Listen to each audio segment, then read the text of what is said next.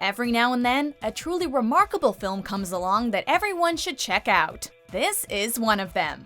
Welcome to Ms. Mojo, and today we're counting down our picks for the top 5 reasons you should watch Lady Bird. We're afraid of what the future will bring.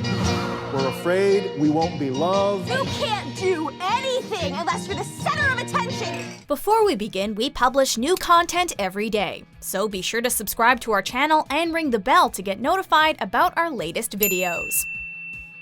For this list, we're looking at Greta Gerwig's critically acclaimed debut feature film as a solo director, and exploring why it's so worthy of your attention. I just think Greta's created a really universal movie that is so relatable to a lot of age groups.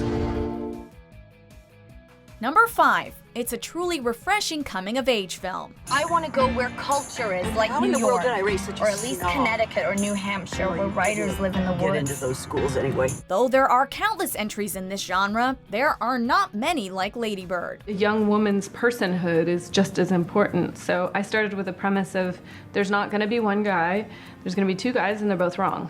Coming-of-age films tend to fixate on various checkboxes of teenage priorities, and buy into them as well, allowing the questions of a significant other, college applications, cliques, and extracurriculars to serve as the be-all and end-all of the character's self-discovery. You both have such strong personalities.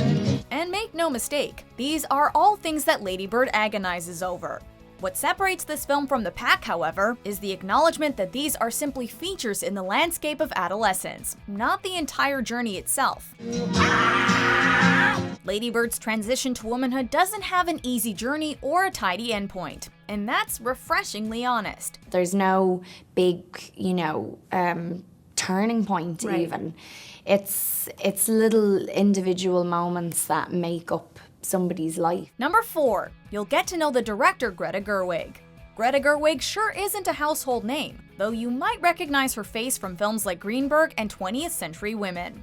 After the success of this film, however, that's bound to change.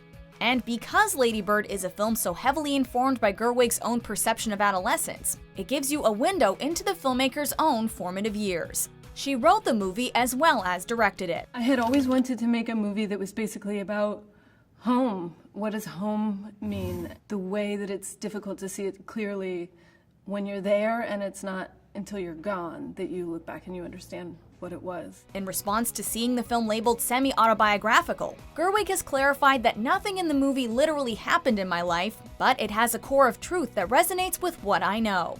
Life, meet art. I said it in Sacramento because I know Sacramento and I don't think there are enough movies in Sacramento, but there's nothing literally true in the movie, but it all is emotionally true. Number 3. There's some truly amazing talent involved. If you want to read it, we can go down to the public library. I want to read it in bed. That's something that rich people do. We're not rich people. Even the world's most talented filmmaker can't craft a masterpiece without the help of co-conspirators. Beanie Feldstein just auditioned. She walked in and auditioned and she was so perfect, and she left the room and I said, "Who is that girl?" Said that's Beanie Feldstein. With cinematographer and frequent collaborator Sam Levy and award-winning producer Scott Rudin working alongside her, Gerwig certainly had a strong team behind the scenes. Sometimes you deal with producers who ask you to Compromise. cast it up Yeah. or make it. And the thing was, he was like, "No, this movie's gonna work if it's cast right and if the actors are great." It's in assembling her cast that she really hit a home run, though. Tracy Letts, Lucas Hedges, Beanie Feldstein, and Timothy Chalamet all turn in excellent performances in their supporting roles. But Saoirse Ronan and Laurie Metcalf deliver 2 of the most compelling and nuanced performances seen in recent years as they navigate their daughter-mother relationship. Prepare to be blown away. I want you to be the very best version of yourself that you can be.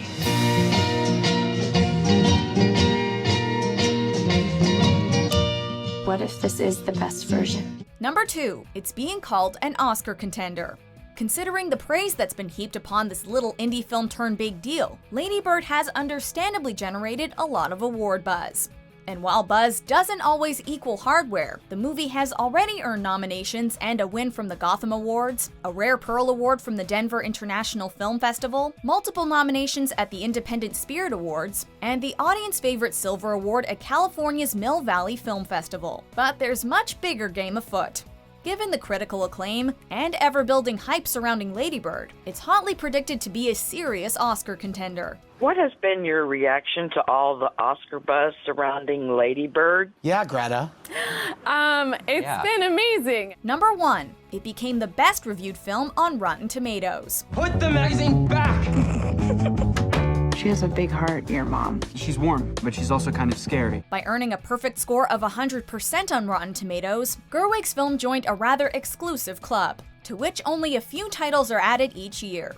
And when Lady Bird hit 165 massively positive reviews by November 2017, it actually blew past Toy Story 2 to become the best reviewed film on this juggernaut of an aggregator.